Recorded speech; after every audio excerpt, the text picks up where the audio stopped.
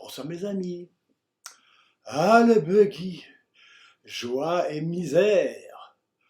Je commence à devoir retourner à la boutique qui m'a vendu le buggy pour différents petits problèmes de frein ou de capote. Mauvaise nouvelle, les affaires au Maroc ne marchant plus comme avant, l'architecte Azaguri me prévient que sa proposition d'embauche ne tient plus.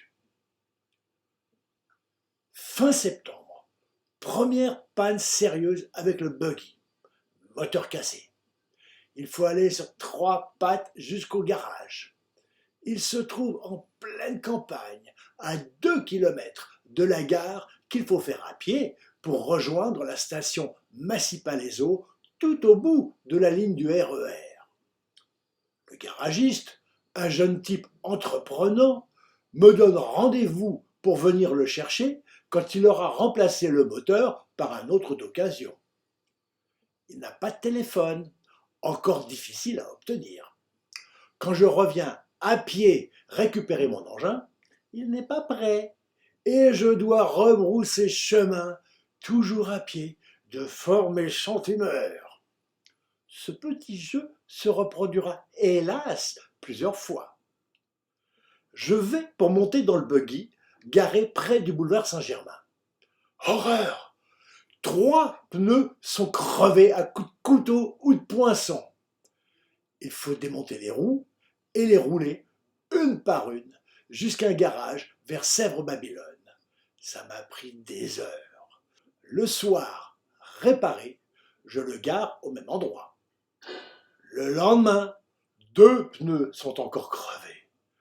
Réparation, cric, roule, comme un gros cerceau, rebouchage du trou, retour, remontage, main sale. Cette fois, je vais porter plainte, sans illusion, au commissariat. Apprenant que ça s'était passé au même endroit, le policier me conseille de tenter moi-même une embuscade. Mais je me vois mal guettant des heures, caché dans un coin, et si j'avais une arme, tirer sur le premier gamin qui s'approche trop près. J'adopte la solution qui me semble la plus sage et je vais me garer beaucoup plus loin, près des quais. Est-ce un jaloux ou une amoureuse éconduite? Je ne le saurai jamais. 16 octobre 1971. Je débute dans une place qui devrait être de longue durée, à la GCE. J'avais fait la connaissance, tout amicale, d'une petite blonde à Saint-Tropez, qui était à la fois la secrétaire particulière et la maîtresse du patron.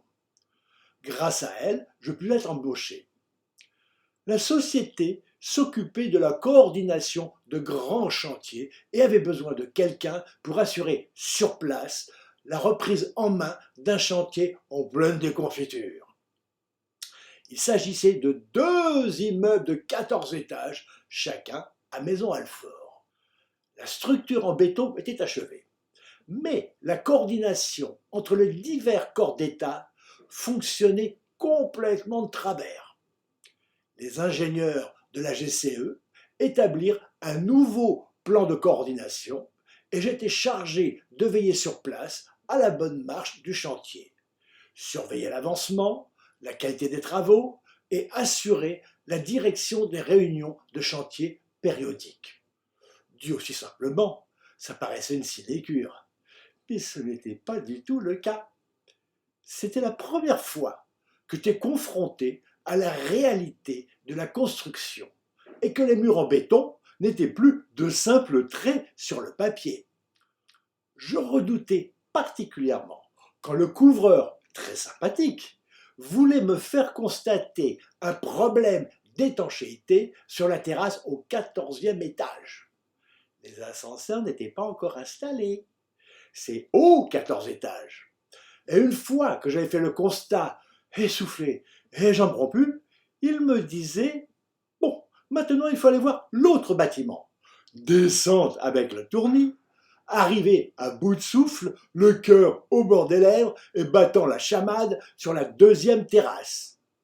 Redescente avec la tête qui tourne et les jambes qui se dérobent. Le soir, je dormais bien.